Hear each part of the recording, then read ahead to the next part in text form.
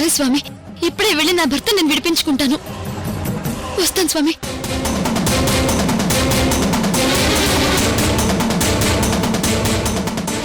ఏంటమ్మా మీ driving seat లో కూర్చున్నారేంటి? మీ వాళ్ళ డ్రైవింగ్ మీద నాకు నమ్మకం లేదు. చాలా స్లోగా వెళ్తున్నారు. నేను చెప్పేది వినండి. మీరేం చెప్పాల్సిన అవసరం లేదు.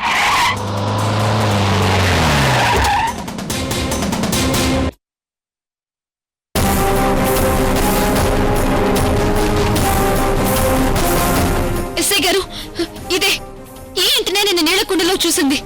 పార్థు గారు ఇందులోనే ఉన్నారు.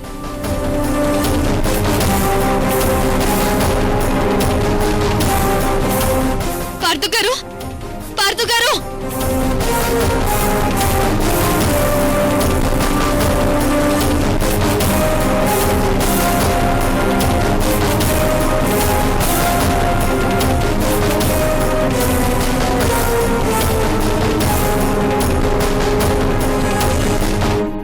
పార్థు గారు!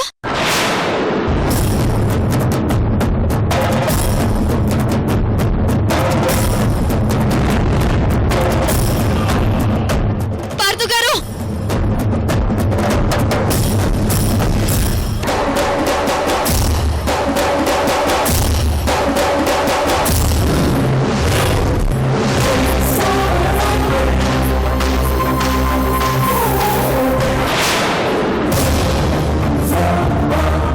పార్థు గారు!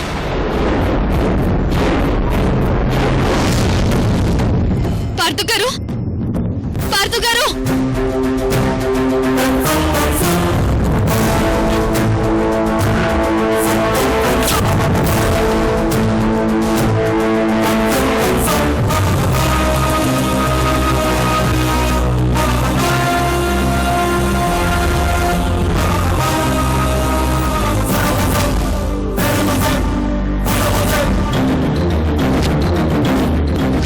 అమ్మయ్యా, ఆ కానిస్టేబుల్ భవానీ అన్నకి విషయం చెప్పినట్టున్నాడు. నేను పార్థు గారు ఇక్కడే ఉండడం చూశాను. ఇంతలోనే ఎక్కడికి వెళ్ళిపోయారు? ఏంటమ్మా నువ్వు? నీ భర్త ఇక్కడే ఉన్నాడంటూ మమ్మల్ని కంగారు పెట్టి నువ్వు కంగారు పడ్డావు. కానీ ఇక్కడ ఎవరూ లేరు. నీ మాట విని అనవసరంగా ఇంత దూరం వచ్చాం. ఏం మాట్లాడుతున్నారండి మీరు? నా భర్త కనపడట్లేదని నేను ఎంతగానో కుమిలిపోతున్నాను. ఒంటరి ఆడదాన్ని రాత్రి పగలు తేడా లేకుండా నా భర్త కోసం వెతుకుతుంటే మీరు పోలీసులు అయ్యుండి నా భర్తను వెతికి నాకు అప్పగించాల్సింది పోయి ఏ టెన్షన్ లేకుండా, అసలు వెతకాలన్న ఆలోచనే లేకుండా ఇంత ఇర్రెస్పాన్సిబుల్ గా ఉంటారా?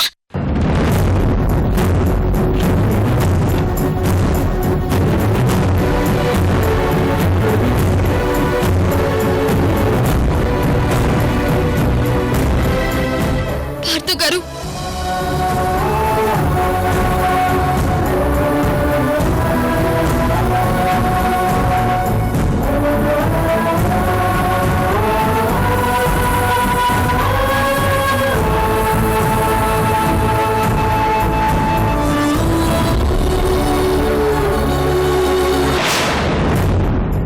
పార్థు గారు, మీకు నా మీదున్న అభిమానంతో మీరే నా బొమ్మేశారు ఇక్కడ. నాకు తెలుసు పార్థు గారు. మీరెక్కడున్నారు పార్థు గారు? లేదండి, ఈ ఫోటో మీ ఆయన వేసుండడు. పార్థు గారు కాకుండా ఇక్కడ నా బొమ్మ ఎవరేస్తారండి? నేనేమైనా సినిమా ఆర్టిస్ట్నా లేక సెలబ్రిటీనా? వీరెవరో గుర్తుపెట్టుకుని మరీ నా బొమ్మ వేయడానికి.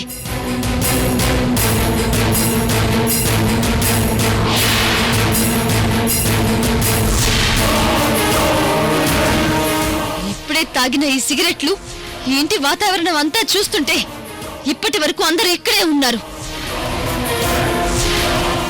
అంటే ఇప్పటి వరకు మా పార్థు గారు కూడా ఇక్కడే ఉన్నారు. నేనిక్కడికి రాకముందు జస్ట్ కొన్ని క్షణాల ముందే పార్థు గారిని ఇక్కడి నుండి తీసుకెళ్లిపోయారు. కాదు, ఎవరో తప్పించారు.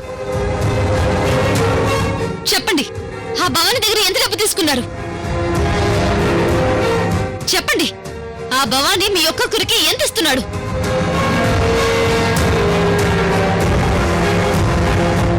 సైలెంట్ గా ఉన్నారేంటి? నోరు తెరిచి చెప్పండి. ఆ భవాని మీకు ఎంతెంత ఇస్తున్నాడో చెప్తే అంతకి 10 డబ్బు మా మావయ్య గారితో మాట్లాడి మీకిప్పిస్తాను. చెప్పండి.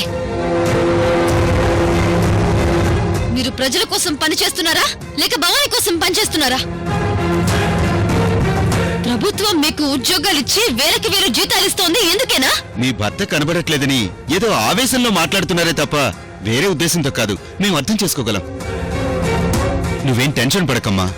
మీ ఆయన్ని కలిసి వెతుకుదాం. నీ భర్త తప్పకుండా దొరుకుతాడు.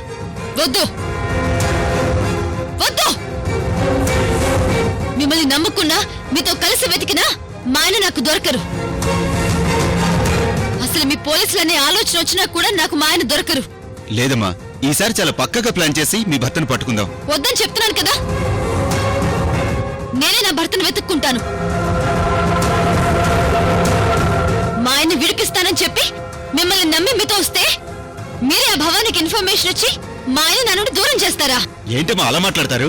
అంతా తెలిసినట్టు మీకు మీరే ఉంచుకుంటే ఎలా? ఊహించుకుంటున్నానా? ఇప్పుడు మా ఆయన మిస్ అవ్వడానికి మీకు ఏ సంబంధం లేదని మీ గుండెల మీద చేసుకొని చెప్పండి. అర్థమైంది. మీ ముగ్గురు పోలీసుల్లో ఒక్కడిని ముందే పంపించి మీ ఇద్దరు మాత్రమే నాతో వచ్చారు. అంటే ముందు పంపించిన మీ పోలీసుతోనే ఇదంతా చేయించారు.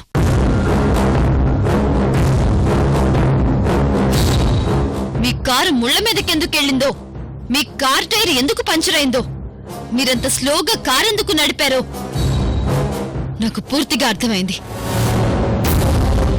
ఇక మీరేమి చేయలేరు, చెయ్యరు కూడా. వెతుక్కుంటాను. నేనే నా భర్తను వెతుక్కుంటాను. మీరెవ్వరి సాయం నాకు అక్కర్లేదు. మీరంతా వేస్ట్. మీరంతా వేస్ట్. నా భర్త నేనే వెతుక్కుంటాను. పదండి మురళి గారు.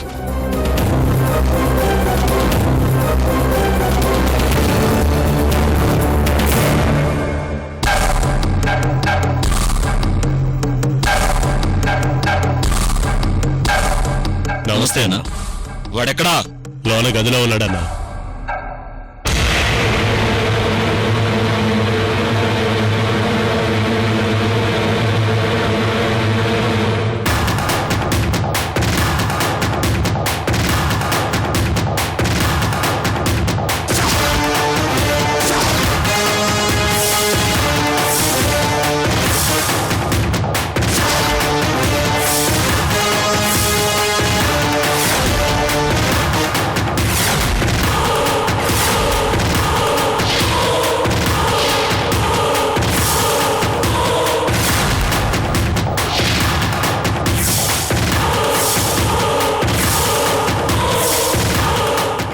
వాడి కళ్ళగంతలు విప్పండ్రా.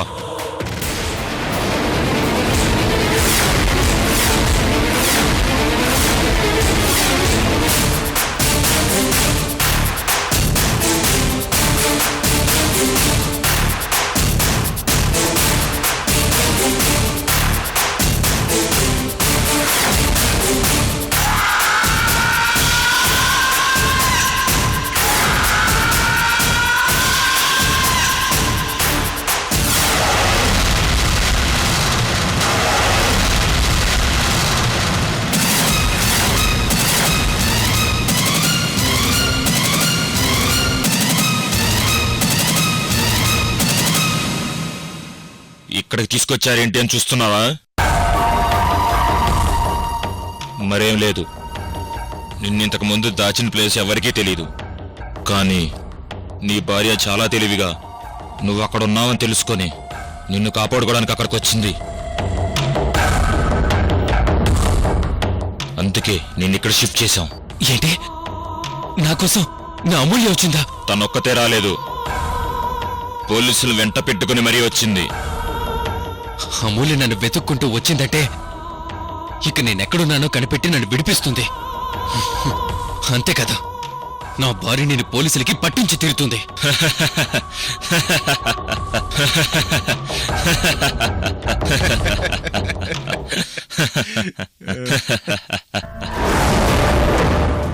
నన్ను పోలీసులు పట్టుకుంటారా? ఇక్కడ జనం మాత్రమే కాదు, పోలీసులు కూడా నా కనుసైగ నీడలోనే ఉంటారు. నా పర్మిషన్ లేకుండా పోలీసులు కూడా ఏమీ చేయరు. నీ భార్య పోలీసులు తీసుకొని నీ దగ్గరికి వస్తున్నట్టు ఇన్ఫర్మేషన్ ఇచ్చింది కూడా ఆ పోలీసులే. అలాంటిది నీ భార్య చెప్పగానే పోలీసులు నన్ను అరెస్ట్ చేస్తారా?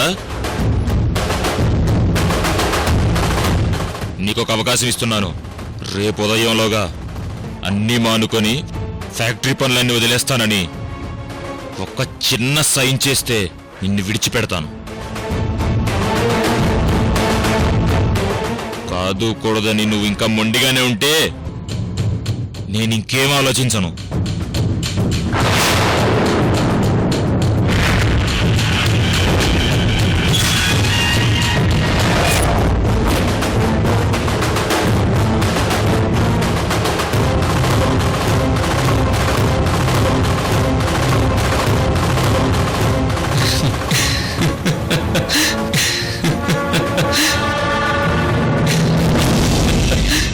సీరియస్ గా వార్నింగ్ ఇస్తుంటే నవ్వుతున్నావేంట్రా?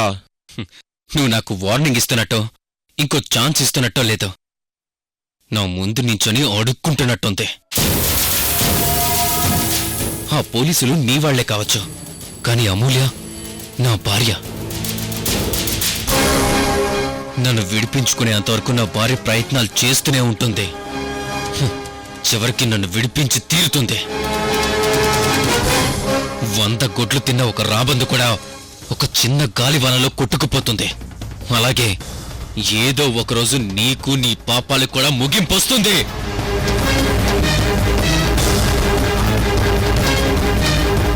ఏంట్రా నోటికొచ్చినట్టు మాట్లాడుతున్నావు?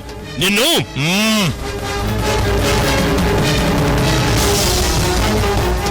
రేపు ఉదయంతో వాడి జీవితానికి ముగింపు పలుకుదాం. ఇప్పుడు వాడినేం చేయొద్దు.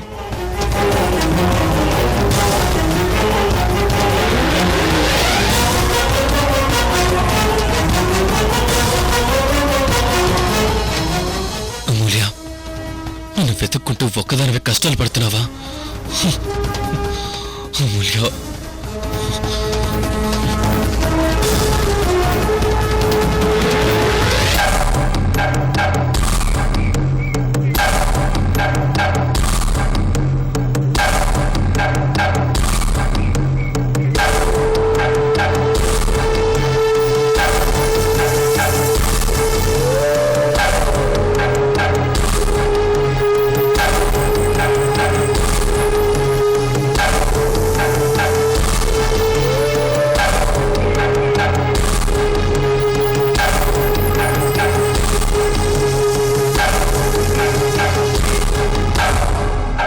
ఇందులో చూడటం వల్ల పార్దు సార్ అమూల్య మేడం ఎక్కడో ఎలా తెలుస్తుంది సార్?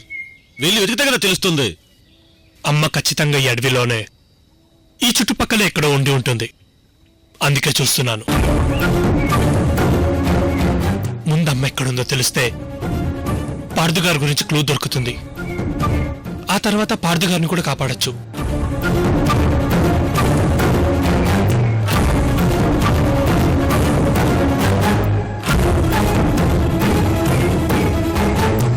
అమ్మ ఒంటరిగా ఎక్కడుందో, ఎన్ని కష్టాలు పడుతుందో. పదండి వెళ్ళి వెతుకుదాం.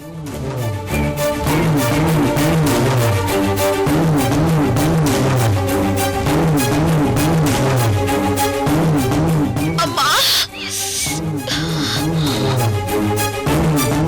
ఏంటి ఏమైంది ఐశ్వర్య? ఇంక నా వల్ల కాదు ఉదయ్, నేను నడవలేను. అలా అంటే ఎలా ఐశ్వర్య? కాస్త ఓపిక తెచ్చుకున్నాడు. ప్లీజ్ ఉదయ్, నన్ను ఇబ్బంది పెట్టుకో. మనం అంటే అడగగలం, కానీ మేడం గారికి కష్టమే కదా సార్. మరి ఇప్పుడు ఏం చేద్దాం నాగేష్? మేడం గారిని ఇక్కడెక్కడో సేఫ్ ప్లేస్ లో వదిలి వెళ్దాం. మేడం గారు రెస్ట్ తీసుకుంటారు. మనం వెళ్ళి అమూల్య మేడం గారిని వెతుకుదాం. సరే పద.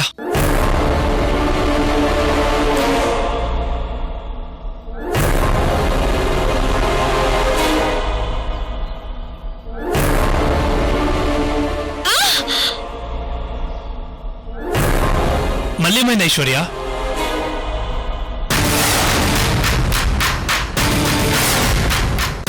అయ్యో అయ్యో, బ్లడ్ ముళ్ళు గుచ్చుకుంది. ఉండు నేను తీస్తాను, ఆగు. పర్లేదు ఉదయ్, నేను తీసుకుంటాను. ఐశ్వర్య, నేను నీకు కనీసం ఫ్రెండ్ అన్న ఫీలింగ్ కూడా లేదు. జస్ట్ తెలిసిన వ్యక్తి అంతే. ఎప్పటికీ నీ మనసు మారుతుందో ఏంటో.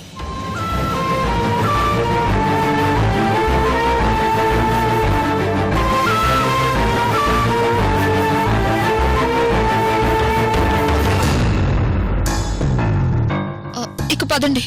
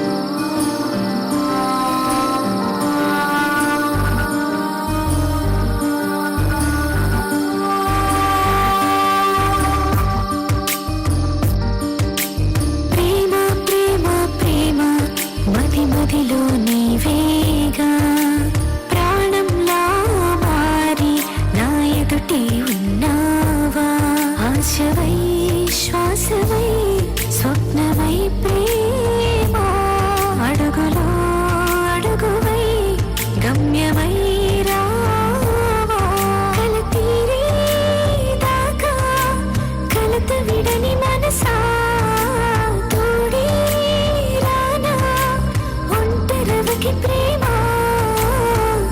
పార్థు గారు, ఇలా రండి.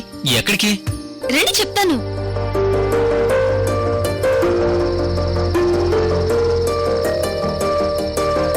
ఇప్పుడు బయటికెందుకు తీసుకొచ్చావు? ఈ రోజు తోకచుక్కు రాలుతుందట. తోకచుక్క రాలితే రాలినివ్వు, దాన్ని మనం చూడడం ఎందుకు? అది కాదు పార్థు గారు, తోకచుక్కు రాలడం చూసి మనసులో మనం ఏదన్నా కోరిక కోరుకుంటే ఆ కోరిక ఖచ్చితంగా నెరవేరుతుందట. మీకేదన్నా తీరని కోరికుంటే కోరుకోండి. నిజమా? నిజం పార్థు గారు, నమ్మండి.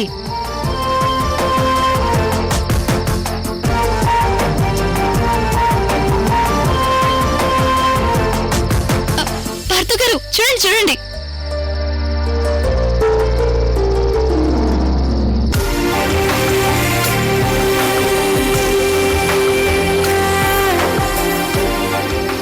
చూశారు కదా, ఇప్పుడు కోరుకోండి. ఇలాంటి వాటి మీద నాకు నమ్మకం లేకపోయినా నువ్వు చెప్తున్నావు కాబట్టి కోరుకుంటాను.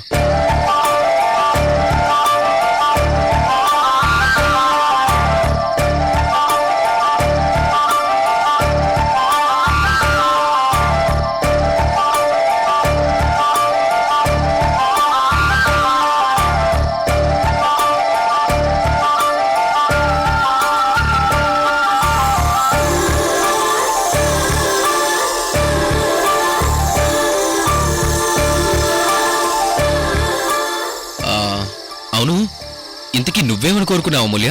ఏం లేదు పార్థు గారు, నన్ను పెళ్లి చేసుకుని ఒక నరకం నుండి బయటికి తీసుకొచ్చారు కదా, అలాంటి మీరు మీ కుటుంబం ఎప్పుడు సంతోషంగా ఉండాలని కోరుకున్నాను. మరి మీరు పార్థు గారు? నేనా? ఈ పల్లెటూరు మొద్దు ఈ సంవత్సరం కాంట్రాక్ట్ పూర్తయ్యే వరకు నా భార్యగా హ్యాపీగా ఆ చందమామలాగా చల్లగా ఉండాలని కోరుకున్నాను.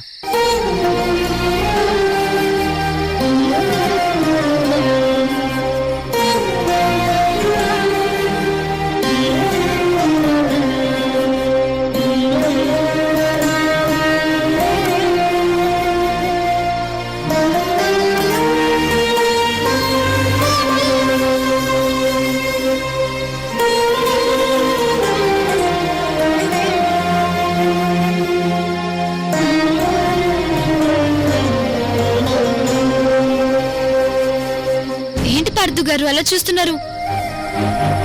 నాకెందుకో ఆ చందమామలో కూడా నువ్వే కనిపిస్తున్నావు అమూల్య. మీరు మరీను పార్థు గారు.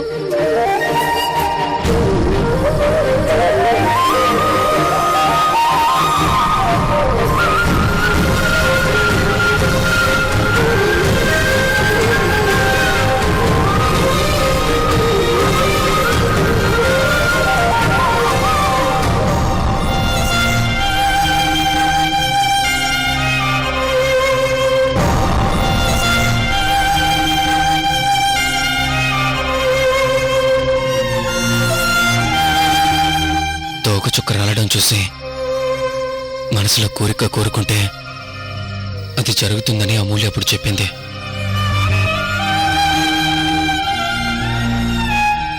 ఎక్కడున్నా నేను నా అమూల్య త్వరగా ఒకటవ్వాలి. తోకచుక్కు రాలడం చూశాను. మనసులో కోరుకుంటే అది నెరవేరుతుంది. పార్థు గారు ఎక్కడున్నారో నాకు కనిపించాలి. పార్థు గారిని క్షేమంగా విడిపించుకోవాలి.